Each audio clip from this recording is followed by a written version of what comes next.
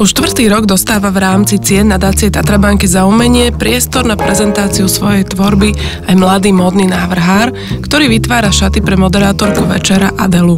A tak sme si so ženami, s ktorými sme sa pri procese tento rok pravidelne stretávali, dali ešte jednu kávu, aby sme to pre vás všetko zhrnuli. Ako to vôbec začalo, že viem, že to je tvoja iniciatíva a tvoj projekt, že aby sa robili takéto šaty, tak povedz story. Tá ambícia toho couture tam bola taká vždy, že to je iba na jednu špeciálnu príležitosť, na jedného toho daného človeka, čiastočne vyrábané ručne a že to zostane ako taký archív takej tvorby. A že potom to možno vydražíme raz, keď ich bude 10 a peniaze posunieme zase na tvorbu na ateliér textilného dizajnu na VŠVU. To je taký plán. Zatiaľ sú 4 šaty a sú v sklade. Mária Štrajnáková bola tá orchidea a potom bol Marcel taký minimalistický, čo sa týka pokrytia tela. Holuby tam boli. A potom bol Martin Hrča s tým svojím výtvarným dielom s penenými týmito 16-17 kilové šaty. A že tento rok to bolo iné v tom vlastne, že ty si obliekla Adelu do nohavíc a doplnila si to takou bielou vlečkou. Že ako toto vzniklo? Že prečo to skončilo ako nohavice vlastne? Neviem, rada spájam mužský a ženský prvok.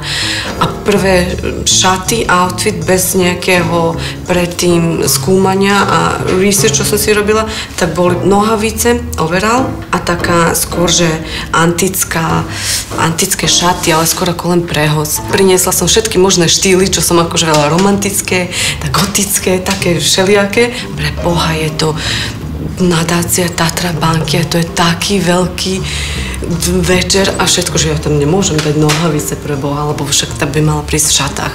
No a potom Milada povedala, prečo nie nohavice? Ja, že môžeme? Ona, že no tak môžeme, že ďaká Bohu, že super. Ty si už mala všetko možné asi na sebe počas toho, ako moderuješ rôzne veci. No práve, že najrôznejšie, najčudnejšie, ale teda najviac nejak mimo toho priemeru veci som mala na sebe vďaka Tatrabanke, lebo ostatné boli také tie klasické šovky, ktoré mali byť v rámci nejakého všeobecného vkusu, aby sa teda divák nepreľakol. Plesovité veci skôr a až by som mala niekde ešte niečo čudnejšie, to neviem, ako čudné v dobrom myslím teraz. Mne sa páči, keď sa povie, že čudné, to nie je nudné.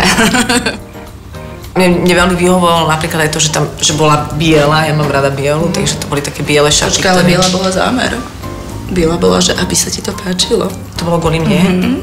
Biela je vždy. Pokiaľ ako máte s tým ťažkosť. Trošku pri Marcelovi Holubcovi som nevždy bola úplne s tým taká stotožnená, lebo pred chlapom sa furt vyzliekať a on mi teda aj urobil najmenej zahalujúce šaty, to som vlastne bola iba v takých plavkách. Ale on zase je perfektný v tom, že on to bral podľa mňa hrozne profesionálne. Veď áno, to si tiež hovoríme, že to je ako lekár, že tak už videl asi veľa žien. Víš, ty vlastne zažívaš kopec humoru vďaka tomu. Vy to vnímate ako humor, ja to vnímam ako stres. Toto bol vždy pre mňa taký nadzážitok, že sa zrazu stretlo niekoľko ľudí, ktorí riešili moje šaty v úvodzovkách. Intenzívne. Príjemné stretnutia. Vlastne dôvodom sú aj veľmi príjemné stretnutia, keď sa pýtaš, prečo to začalo, tak strašne veľa modrých, príjemných ľudí som tým spoznala. A v podstate je to fajn, keď sa ťa ráno frajer pýta, že kam ideš, že povieš, že na kostýmovku a hodinu len tak stojíš tam a nič nerobíš. Som proste chcela spraviť takú, že OK, let's do a great show, so dám si nohavice a proste vlečku a pri tej chôdze sa to otvorí a bude to nádherné. Ja mám takú postavu, takú, že chudú, pomerne vysokú, že nič, ale akože na nejakú... No ty si taká modelka, čiže to ako my s tým máme skúsenosť. No akože, pardon. No dobrá, ale nešla si nikdy na nejakú, čo viem, že hrozne veľkú osobu, alebo na nejakú atypickú. Na moju sestru. Ona je vyššia odo mňa. Nepozeraj na mňa. Keď ju presvedčím, že toto je dobré a toto tak má byť, tak si hovorím, že I'm an artist. Šaty odovzdané, vyrobené, odskúšané, live. Ozaj, kde sú teraz šaty fyzicky? No. To mi povedz. No šaty budú u nás vždy v sklade, ale ešte tuto sú u Majky. Oni si ich vždy zoberú, potom ich tak ešte si akože vytúnujú, vyčistia. Ale všetky ostatné z minulých ročníkov sú u nás. U nás je v sklade. Kde sú peniaze? Chce peniaze? A ty si ich mala, skúšala si tie šaty? Lebo kebyže sa do nich vmestím a vtrepem, tak by som si ich vyskúšala. Maťkové šaty som si neskúšala. Maťkové vidíš, ale to by som si mohla. Maťkové som si neskúšala, skúšala som si Máríne. Máríne Štránikové, tie, čo si mala prvé.